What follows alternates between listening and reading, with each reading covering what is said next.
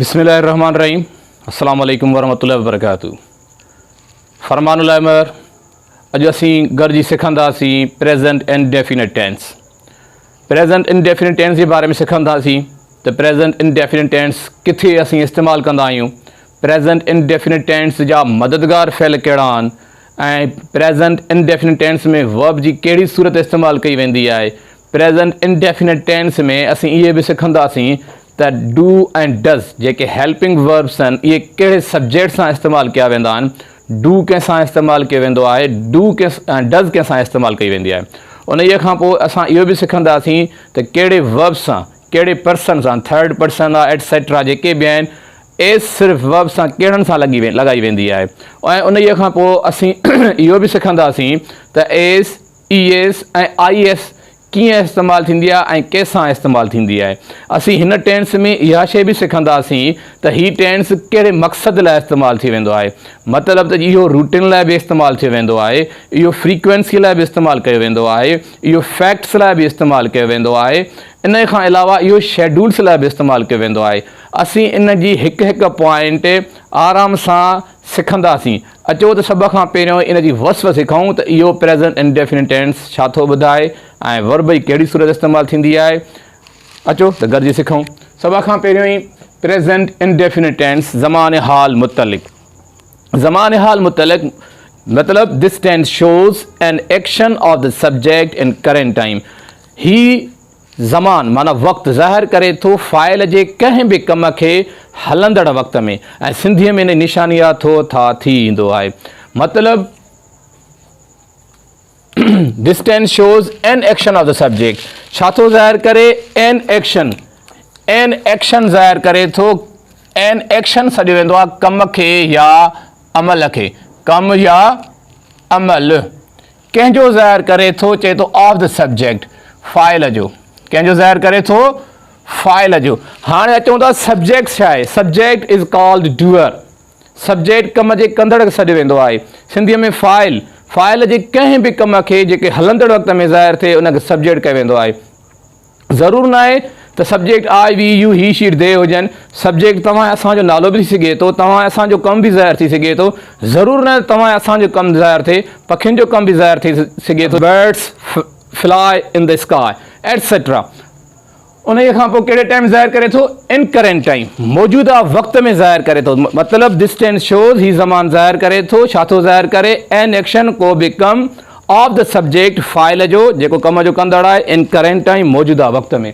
Example ॾिनो वियो आहे, चए थो he serves the nation.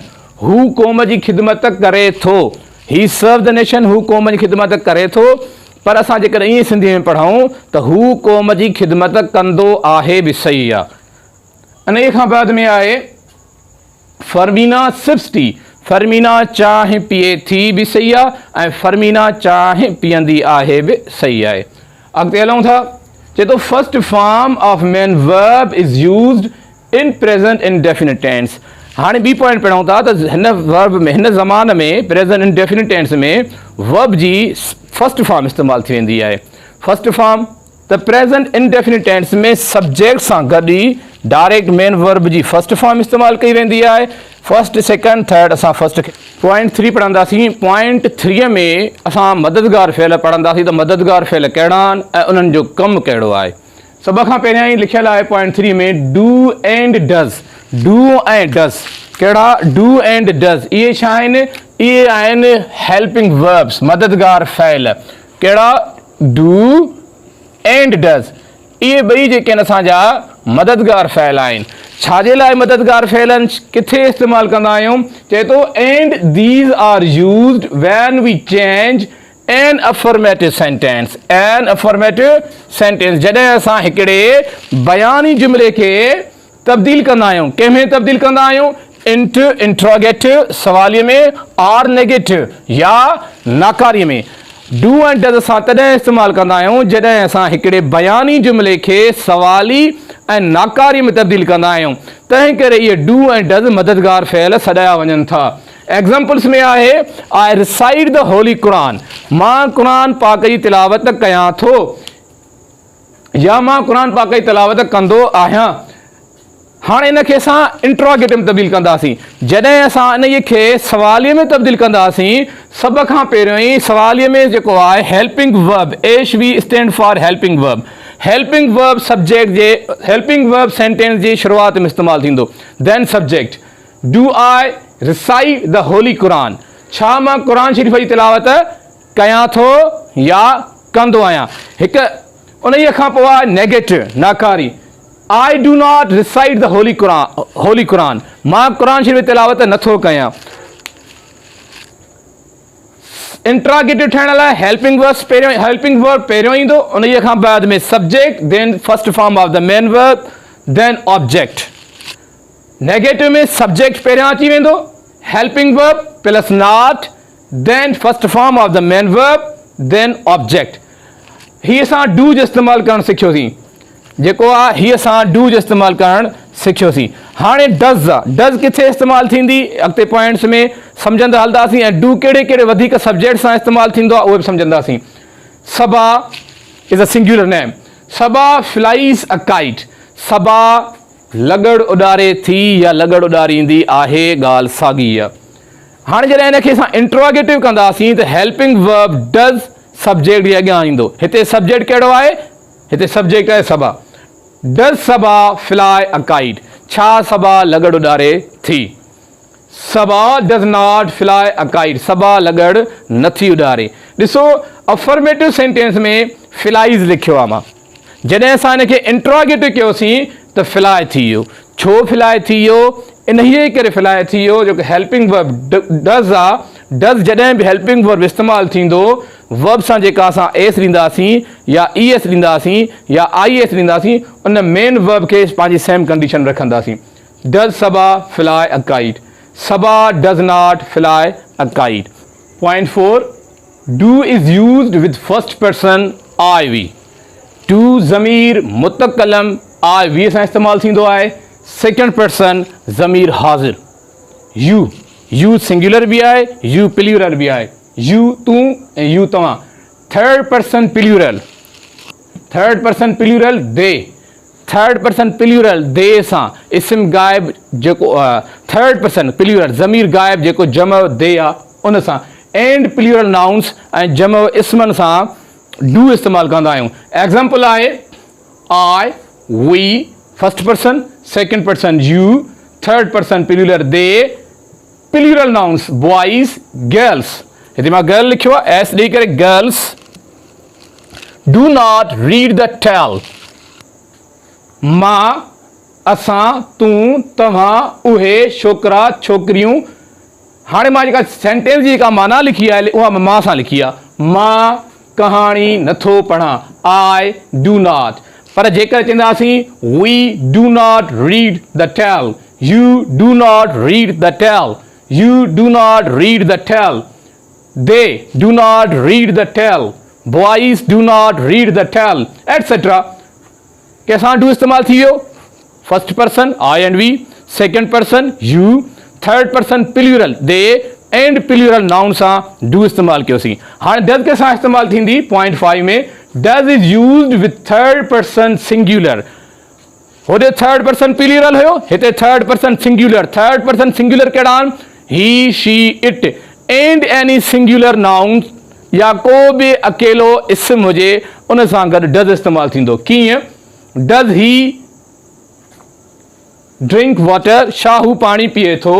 Does she drink water, छा हूअ पाणी पीए थी। Does it, does Hussain, does Fatima, does girl, does boy drink water. माना मां सिर्फ़ु कंहिंसां लिखी आहे, माना लिखी आहे छा हूअ सां, छा हू पाणी पीए थो, छा हूअ, छा इहो, छा हुसैन, छा फातिमा, छा छोकिरी, छा छोकिरो, एटसेट्रा। जंहिंसां तव्हां माना ठाहियोसि न माना ठहंदी। पर डज़ कंहिंसां इस्तेमालु थींदो, विद थर्ड पर्सन सिंगुलर, ही, शी, इट। एंड डज़ इस्तेमालु थींदो सिंगुलर नाउन सां, कंहिं बि अकेले इस्म सां, पोइ चाहे कंहिंजो बि अकेलो नालो छो न हुजे। पॉइंट 6 में चए थो, if the subject is third person singular और सिंगुलर नाउन, जेकॾहिं सब्जेक्ट थर्ड पर्सन सिंगुलर आहे, मतिलबु ही, शी, इट आहे या कोई अकेलो नालो आहे, and it's verb ends on a Y letter, ऐं इन जो जेको फ़इल आहे वाई लेटर ते ख़त्म थे। सब्जेक्ट थर्ड पर्सन सिंगुलर हुजे ही शीट ऐं इन जो जेको फ़इल आहे वाई लेटर ते ख़त्म थे। पोइ छा थो चए अॻिते and there is a vowel letter before it.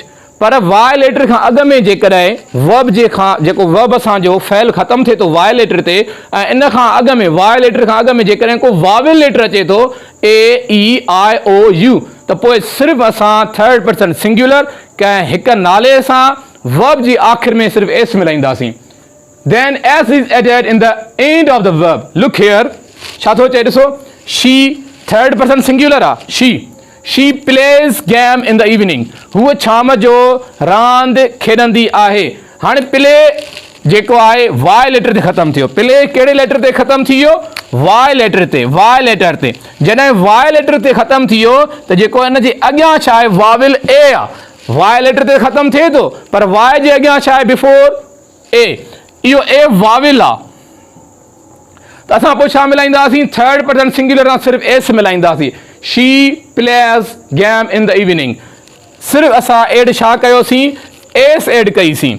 छाजे करे एस एड कईसीं त वाई लेटर ते वर्ब ख़त्म आहे थर्ड पर्सन सिंगुलर सां ऐं वाई जे अॻियां वाविल ए आहे she plays game in the evening PLAY Y letter before Y there is a vowel A Y जे अॻियां ए आहे तंहिं करे वाई खां बाद में असां एस ॾींदासीं पोइ चाहे ई हुजे ओ हुजे यू हुजे एटसेट्रा। उन खां पोइ आहे Sharaf says you sister SAY Y letter ते ख़त्म आहे सिर्फ़ु असां एस मिलाईंदासीं। वाई असांजो छा आहे सॉरी ए असांजो छा आहे वाविल। पोइ आहे इकरा बेट्रेज विद हर फ्रेंड्स। इकरा पंहिंजी सहेलियुनि सां गदारी करे थी या कंदी आहे। वाई लेटर ते वर्ब ख़त्म थियो before Y there is a vowel A. Point 7 में चवे थो if the subject is third person singular or singular noun जेकॾहिं फाइल थर्ड पर्सन सिंगुलर आहे या सिंगुलर नाउन आहे and it's verb ends on Y letter ऐं इन जो जेको फ़इल आहे वाई लेटर ते ख़त्म थिए वर्ब जेको आहे वाई लेटर ते ख़त्म थिए and there is a consonant letter before it ऐं उन जे अॻियां कॉन्सोनेंट हुजे कंहिंजे अॻियां वाई जे अॻियां कॉन्सोनेंट हुजे देयरफॉर तंहिं करे Y letter will be omitted Y letter खे असां ख़त्म कंदासीं and IS will be placed in the place of Y letter ऐं वाई लेटर जी जॻह ते वाई अखर जी जॻह ते असां IS रखंदासीं। एग्ज़ाम्पल्स में ॾिसो चए थो she tries again and again हूअ बार बार कोशिशि करे थी TRY ट्राई आहे। हाणे हेॾे TRY ट्राई आहे वाई जे अॻियां छा आहे आर छा आहे वाविल आहे कॉन्सोनेंट आहे ज़ाहिरी ॻाल्हि आहे कॉन्सोनेंट आहे। जॾहिं वाई ते ख़त्म थो थिए वर्ब थर्ड पर्सन सिंगुलर सां ऐं वाई जे अॻियां आर कॉन्सोनेंट आहे त वाई खे असां ख़त्म करे IES ॾींदासीं। कंहिंखे असां ख़त्म कंदासीं वाई खे ख़त्म करे छा ॾिनोसीं IES वाई जी जॻह ते छा रखियोसीं IES। ही यूजुअली क्राइज़ हू अक्सर रोअंदो आहे ठीकु आहे ही यूजुअली क्राइज़ CRY वाई वर्ब किथे ख़त्म थियो वाई लेटर ते विद थर्ड पर्सन सिंगुलर ही सां जॾहिं थर्ड पर्सन सिंगुलर ही सां वाई ते लेटर ख़त्म थिए थो थिए को बि वर्ब त वाई खे असां ख़त्म करे वाई जे अॻियां छा आहे कॉन्सोनेंट आहे वाई खे ख़त्म करे IES ॾिनोसीं।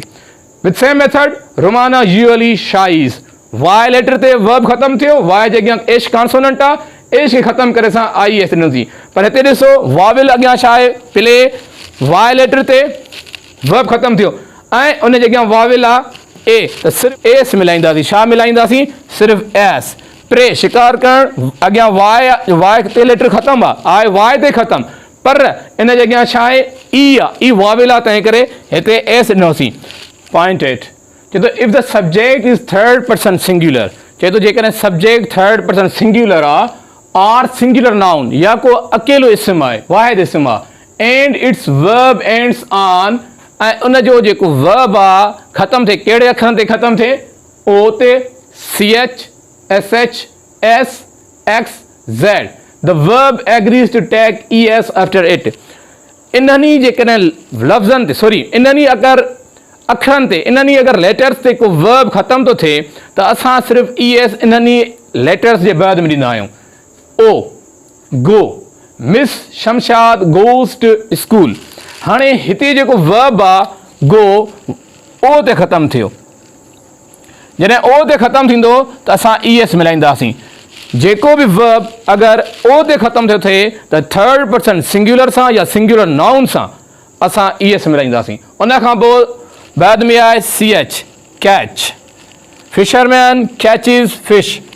CH ते ख़तमु थिए, थर्ड पर्सन सिंगुलर आहे या को बि सिंगुलर नाउन आहे, कैच असां ES मिलाईंदासीं।